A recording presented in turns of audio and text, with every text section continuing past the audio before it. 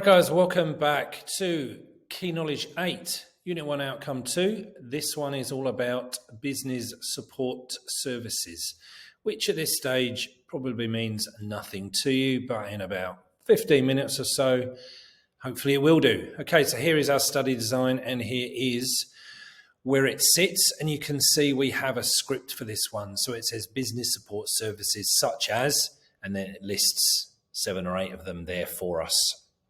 So definite script for this one, which we are going to follow in this video. So before we get into the script, what is this all about?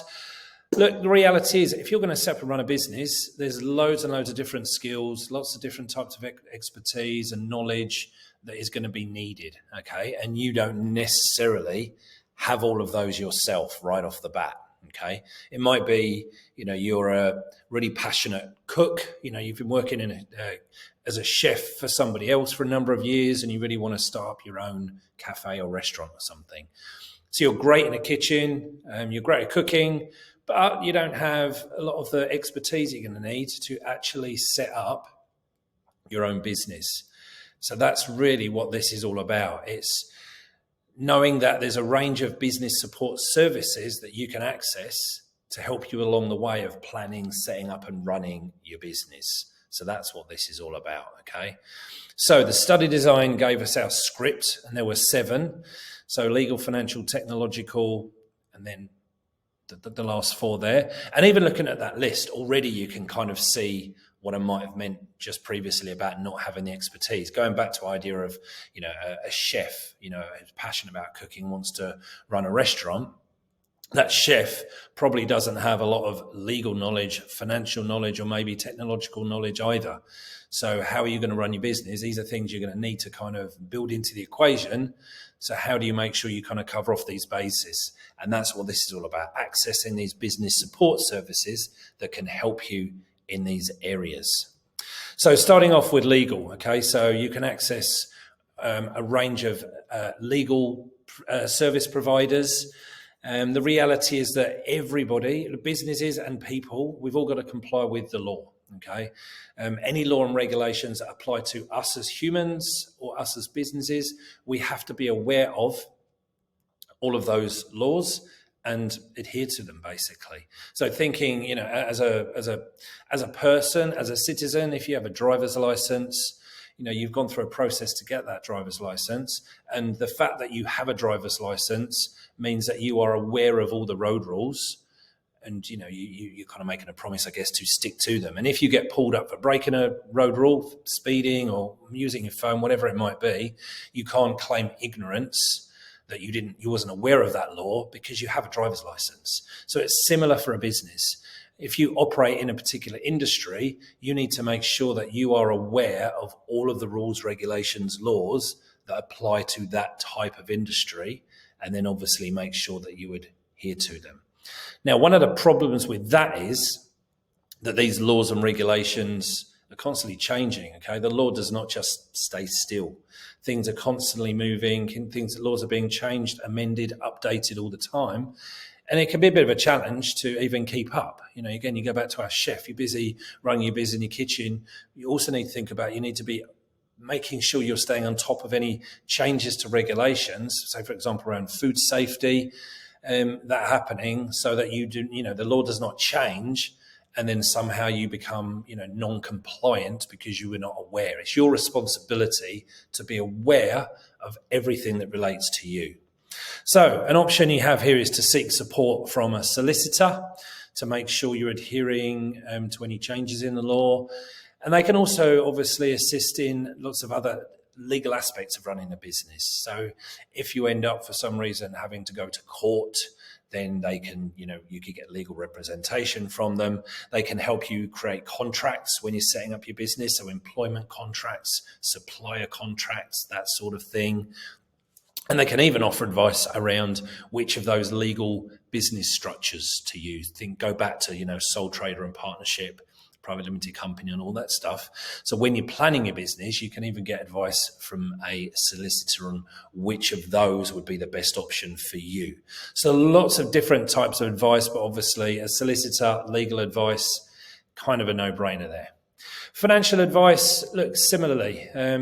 Managing finance is obviously an essential part of running a business. Yeah, you're doing it to make a profit. Issue is not too many people have a lot of expertise in the area of managing finances. So again, like with the law, you have the ability to access a range of different finance professionals for advice. So there's bookkeepers, there's accountants, there's tax specialists, financial planners, loads of different types of financial specialists. Okay, so they can then offer, you access the people you need to access, and they can then offer advice, support, assistance in things like business valuations. So remember, we looked at whether we're going to start our own business from scratch or buy an existing business. So if you're thinking about the buying an existing business or a franchise maybe, then you could go to one of these finance professionals to seek assistance in terms of valuing that business to make sure that you're not going to be paying too much for that business. Evaluating the feasibility of a business idea. Feasibility of a business idea is something we get into a bit later. Now, the idea is here, you have an idea for a business, but before you go ahead and start investing time and money in this, you want to evaluate how feasible it is that this thing is going to be successful in the long run. So it's called feasibility studies. So again, a finance professional can help you look at the numbers around, what you're going to try to do with your business and help you evaluate before you even really get into this thing and go down the path, if this is even worth pursuing or not. Setting up a financial recording system. Obviously, all businesses have to track the money coming into and out of the business, so they can help you set that up. These days, that would largely be done software-based, computer-based, but they can help set all that up for you. Preparing monthly accounts. Any tax advice. Again, most of us are not tax experts. Again, you need to make sure you're remaining legally compliant with tax. Like, getting your tax wrong is something that can lead to some pretty serious consequences from a legal point of view. So you need to make sure, first off, that you've set everything up from a tax perspective in the right way, but also in how to minimize the amount of tax you're paying. Now, you can't evade tax. Tax evasion is illegal, and the government really do not take kindly to tax evaders, but absolutely it's legal and it makes sense to minimize how much tax you're paying. So again, these professionals can help you with that. And payment of employees. Again, if you're going to have employees working for you, it's not just a given. You're going to know how that works, so they can help set up systems in how that needs to happen as well. So lots of different areas, anything to do with the finance of running a business. A lot of people going into business have no expertise or knowledge in this area. So this is a really common one. This is an avenue you're probably going to have to look into. Technology, another area that a lot of people have some limited expertise. Now, the thing with this one is, again, the rate of changes in technology is really, really quick, okay? And it can be difficult to actually even keep up with the changes in technology and how they can impact your business in both positive and negative ways. I guess because of that this has been a growing market. There's now a huge number of technology and ICT consultants working out there now who assist businesses with of all different sizes with advice around their technology needs. And those technology needs might be around the hardware that you need to run your business, the software that you need, and even these days, social media. Okay, so there's social media managers out there or consultants that can help businesses set up a social media profile and help them manage those social media accounts in order to present themselves in the best light to the public and maintain communication with customers and potential customers as well. So anything to do with technology now, there's a huge number of people working in that field that you can access for advice there. Now, community-based, okay, maybe not quite so obvious. So businesses operate within communities, okay? They're part of the community in which they're operating. So it can actually be really important in the long run to connect with those communities in some way. Now, there's a range of community-based services, often run by the local councils, local community, and they're run specifically to try and create stronger links between the business leaders in the area and the communities in which they're operating. It's also good for local councils to have lots of successful businesses operating in their area. I've mentioned that before. Okay, if a council has lots of successful businesses operating within their area, there's lots of benefits to the council in the long run. So this is one of the reasons that councils might invest in this type of thing. So an example of this would be those regional business hubs that we looked at the end of outcome 1, when we were talking about fostering a culture of innovation. And one of the ways that is done is through these regional business hubs. So that's an example here again. So there's a regional business hub, and from the inside, you've got lots of different resources that local business people, generally it's small business owners that access this, can come and access resources and connect with one another, that kind of thing. The 5th one, informal networks. This can be really, really valuable. So these are unofficial but interconnected groups, friends, family, social media contacts who might be able to offer advice, support, assistance to business owners. Okay, so unofficial, there's nothing formal about this because we get onto formal networks. But this is a really good way for business owners to use their own contacts to get assistance with their business. I've got an example I have here. So BTS, Business Telco Solutions. So this is a small business actually owned and run by a friend of mine, and he's a big fan of the informal networks. Okay, so he's kind of connected. There's a couple of informal breakfasts that he goes to each month, usually at one of the Melbourne hotels. And a whole range of local business owners from around Melbourne go to these each month. They have breakfast together, spend a couple of hours, and they just chat with each other, connect with each other, and they'll discuss a whole range of things like discussing business ideas with one another, sharing business opportunities. That's a really key one for my friend. So he will talk to, basically, Business Telco Solutions provide telecommunication solutions, so phones, internet services, occasionally computers for small businesses. So he has a lot of clientele around Melbourne, generally small and medium businesses themselves. So if he goes to these breakfasts and he connects with other people that are maybe already dealing with other businesses, they can get some leads into those businesses. So he'll provide leads to these people he's having breakfast with. He'll get leads, and he reckons he's actually got a lot of leads, and which have turned into real business opportunities through contacts at these breakfasts. So he's a real big fan of those, and that's an example of informal network. Then the formal networks. Okay, so there's basically a range of organizations that you can hook into when you are running a business. So these are official, professional, interconnected groups of people and or businesses.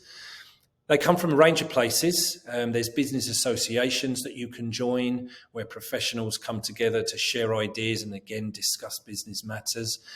And they can be either industry specific or kind of quite general in their nature. So here's some general ones. So Business Council of Australia, Victoria Chamber of Commerce and Industry, Small Business Australia, Australian Chamber of Commerce and Industry.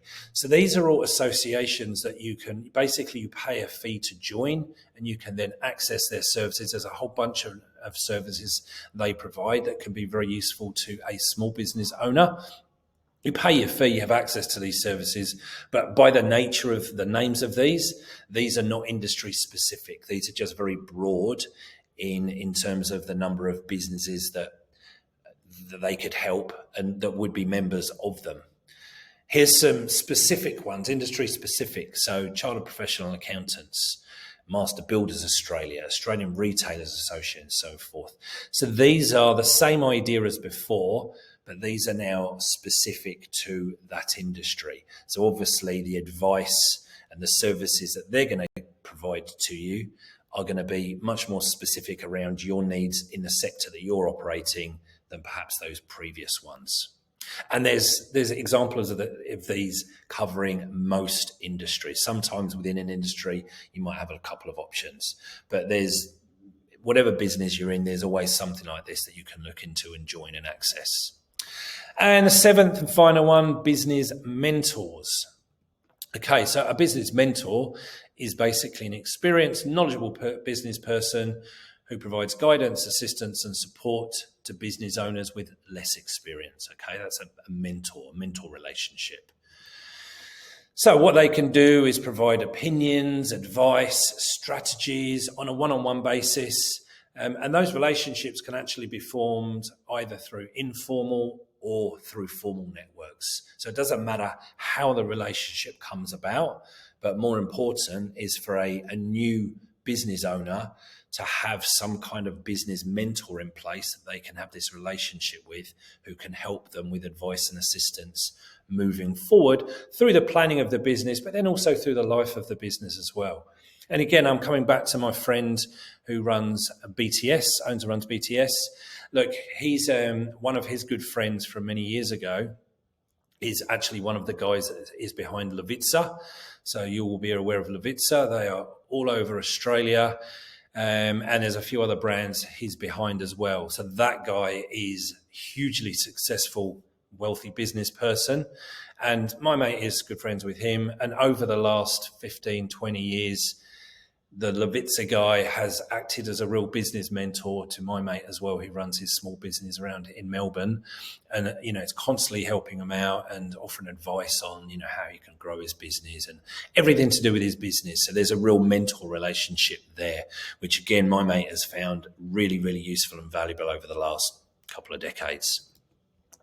Now, one final thing I'm going to mention here is cost, okay? Because some of these sources of support and advice are free, and some are going to cost you money. So it's just important to bear that in mind when you are looking at which ones that you should be accessing or using.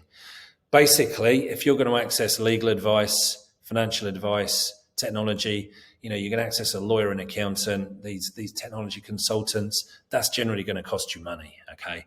From a legal point of view, there are some government websites that you can access for some basic legal advice, but realistically, if you want some specific advice about your business, you're going to have to access a lawyer, and obviously you're going to have to pay for it. So those first three, generally you're going to be paying for. Number 6, the formal networks also, because these are business associations. And again, whether they're broad in terms of their industry focus or more industry specific, again, the cost there is that you need to pay like a membership fee per month or per year or whatever. Normally a couple of $1,000, something like that. So it's not hugely expensive, but just be aware that there is a cost. But the great thing about 4, 5, and 7 is that these are generally free. Okay, there's no cost to accessing that support and advice. So if you're planning on setting up a business, you'd be kind of crazy to not at least be exploring those avenues and seeing what you could get in those particular areas. Any area when you're planning to set up a business, anything you can access for free is an absolute win. So you'd be crazy not to look into 4, 5, and 7, absolutely for sure. And that is it for business support services. So hopefully in the last 15 or so minutes, you now get what we're talking about. So you should be able to explain what each of those is, and also bear in mind that cost perspective, because when it comes to decisions around which of those you should access, then of course cost is going to become a factor in that decision-making process. So that's it for Key Knowledge 8, guys. I will see you in the next video. Cheers for now.